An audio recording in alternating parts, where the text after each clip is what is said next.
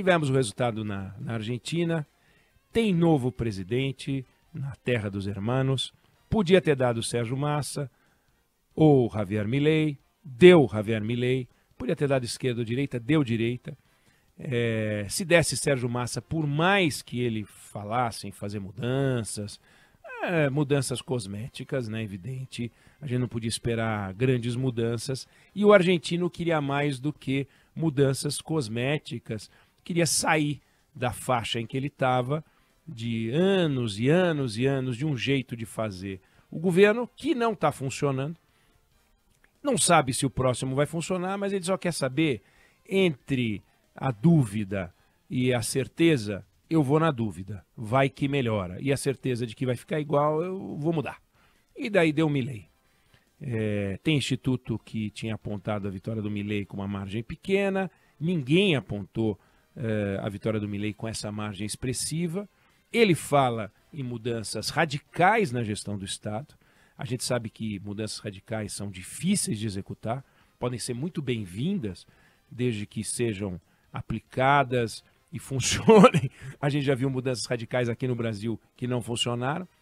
Ele toma posse daqui 20 dias, né? Não é um espaço tão grande de tempo. Ele tem que montar o governo dele, a gente vai acompanhar como o Milei vai construir essas mudanças que ele prometeu na campanha, como é que ele vai desmontar o que ele prometeu desmontar, como é que ele vai implantar o modelo de Estado que ele prometeu implantar, como é que ele vai tornar o Estado mais enxuto. Eu não estou falando em cortar ministérios, porque cortar ministérios é reagrupar a estrutura existente. Você pode fazer 10 ministérios com 100 pessoas, você pode fazer um ministério com 1000 pessoas, só que você tem 1000 pessoas igual. Então, não muda nada. O Brasil viveu e vive essa experiência o tempo inteiro. Vamos cortar o número de ministérios. Aí, em vez de ter 30, como a gente tem 38, sei lá quantos a gente tem, você passa a ter 23, 25. Mas o número de pessoas é igual, as secretarias são iguais, não diminui o tamanho do Estado, o custo do Estado só aumenta. Então, ele reduzir só o número de ministérios não muda muita coisa. Ele tem que desmontar as coisas que ele falou. Ele tem que criar o Estado mais enxuto, que ele disse. Ele tem que derrubar a inflação, que está acima dos 100%, e ele falou em dolarizar a economia. Ele falou em privatizar empresas estatais, privatizar a Petrobras deles, privatizar aerolíneas argentinas, empresa aérea. Ele falou em se afastar do Mercosul, falou no afastamento em relação ao Lula. Vamos ver como é que vai ser isso, o que ele disse, o que ele desdisse. Como eu disse, cortar o ministério é a parte fácil, difícil é reduzir o Estado. O Brasil não reduziu o Estado só aumenta. Vamos ver como é que ele vai fazer. Fato é que os argentinos deram a ele uma vitória de verdade. 56% dos votos válidos não é qualquer coisa.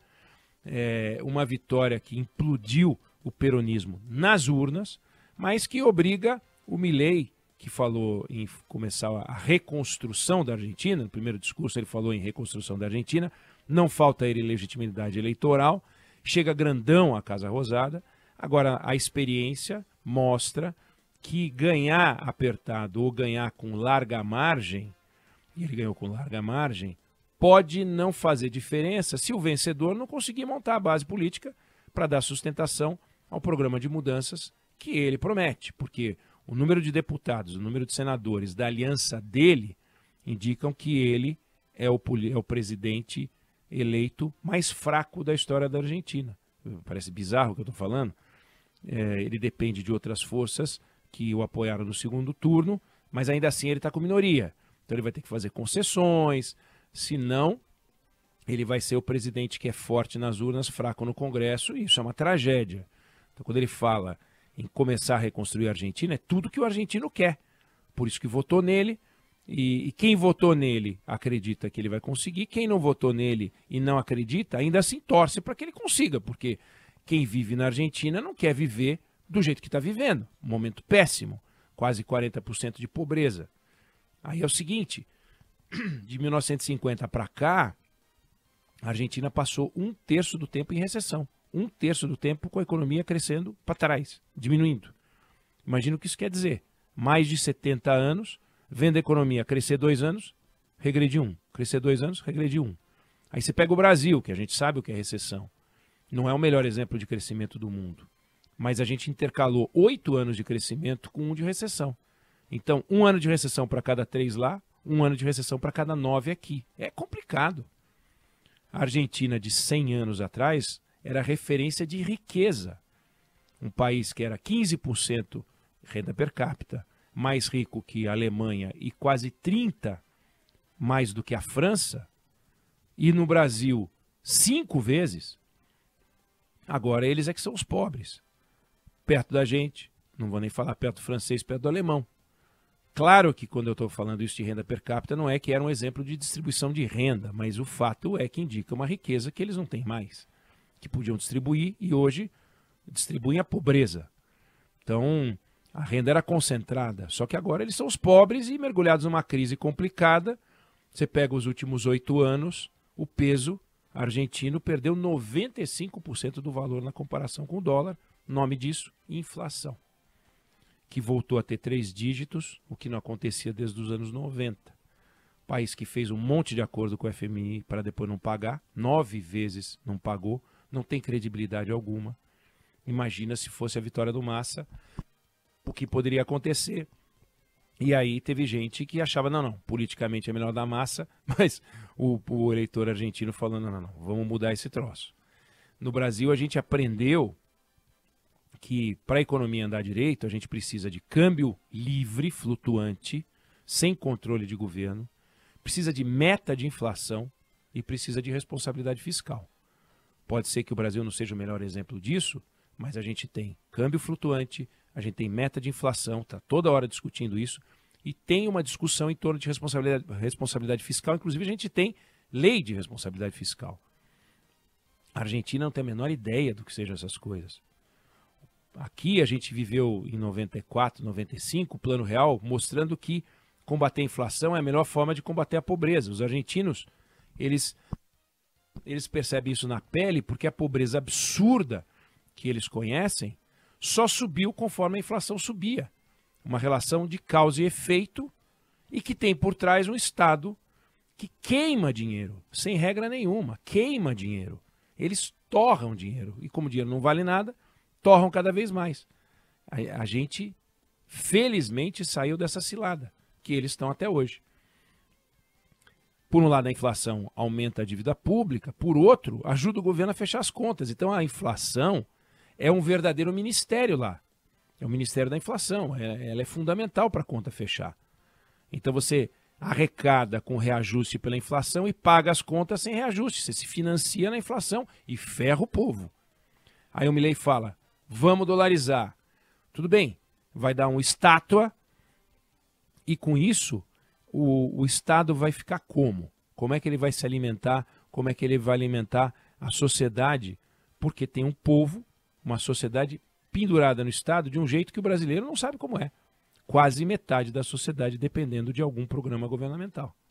Então, para quem adora política, vibra com a vitória desse lado, daquele lado, a vitória do Milei é motivo de festa, é motivo de decepção, porque aumentou a direita, diminuiu a direita, a América Latina está ficando mais de direita, a América Latina está ficando menos de esquerda, eu estou preocupado porque está ficando menos de esquerda, eu estou feliz porque está ficando mais de direita. E essa discussão existe. Agora, para as pessoas normais, estou falando normal, não que sejam anormais os estudiosos, mas para as pessoas normais, que têm empregos normais, né? Trabalham como faxineiros, engenheiros, alfaiates, taxistas, médicos, advogados, professores, pessoas que querem tocar a vida, a expectativa é criar os filhos, fazer um pé de meia para poder financiar a velhice, enfim, ajudar a família, poder comer mais carne no final de semana, porque lá se come uma quantidade de carne extraordinária e vem caindo o consumo de carne. Essas pessoas normais, elas não estão preocupadas com essa contabilidade. La derecha, a esquerda, a sinistra, dane-se. Eles não estão preocupados se o Milei vai se dar bem com o Lula, se o Lula vai fazer desfeita para o Milei vai fazer desfeita para o Lula. Isso não interessa. Eles querem que qualquer que seja, qualquer que fosse o presidente, e sendo o Milei, que ele acerte. O objetivo é que o Milei acerte. Como eles queriam que o Alberto Fernandes tivesse acertado também, como eles queriam que a Kirchner tivesse acertado, o Macri tivesse acertado, o Nestor Kirchner, o Menem, e De La Rua, todos. E não funcionou, não vem funcionando. Então, a esperança do argentino é que agora, com esse redesenho, com esse novo jeito de ver as coisas, de repente as coisas embicam no caminho certo. Então nós vamos acompanhar. Hoje nós vamos falar com o Schiller para ver como ele enxergou essa vitória. Vai ter notícia todo dia dessa construção, dessa montagem do governo, quem são os personagens, como é que eles vão se organizar, qual a estrutura que ele vai montar, o pacote de medidas que ele vai urdir, preparar, lançar. Claro, ele não vai lançar as coisas de véspera, mas nós vamos acompanhar porque vai ser uma experiência muito interessante. O Brasil conheceu reconstruções várias. O Brasil conheceu reconstruções pós-golpe de Estado, o Brasil conheceu a reconstrução pós-República Velha, reconstrução pós-monarquia, reconstrução pós-regime de 64, reconstrução pós a Constituinte, reconstrução pós o Plano Real, reconstrução pós-PT, reconstrução pós-Bolsonaro. A gente está vendo, toda hora a gente tem um troço desse para ver e a gente está acompanhando aqui. Mas comparado ao que está acontecendo na Argentina, a gente não viveu. Assim, tem um prêmio Nobel que dizia o seguinte: o mundo se divide em países desenvolvidos, subdesenvolvidos, o Japão, porque é um país rico que está sempre andando de lado, e a Argentina. A Argentina é um ponto fora da curva. Para os argentinos, o que eles estão vivendo é uma coisa inacreditável, uma mudança sem precedentes, e nós vamos acompanhar aqui. Eu não sei se você concorda ou discorda, mas essa é a opinião que eu tenho sobre o assunto.